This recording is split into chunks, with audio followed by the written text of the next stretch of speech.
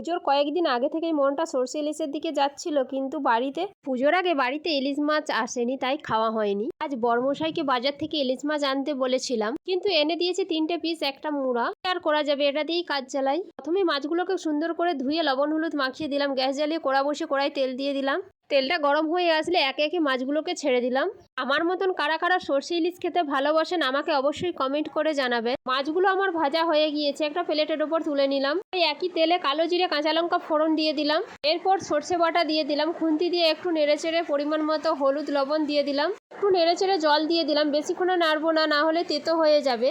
সর্ষে ইলিশটা বানানো শেষ হওয়ার আগেই আকাশ থেকে ঝমঝমিয়ে বৃষ্টি চলে আসলো। মাছের ঝোলটা খুব সুন্দরভাবে ফুটে গেলে উপর দিয়ে ভেজে রাখা মাছগুলো দিয়ে দিলাম। কিছুক্ষণ ফুটিয়ে নেওয়ার পর আমার মনে হলো যেন মাছের ঝোলে লবণ কম হবে, সেজন্য অল্প আরেকটু লবণ দিয়ে দিলাম। সবশেষে দিয়ে দিলাম কাঁচা তেল, চেরা কাঁচা লঙ্কা। একটা প্লেটের উপর নামিয়ে নিলাম। সত্যি বলছি, দারুণ টেস্ট হয়েছে।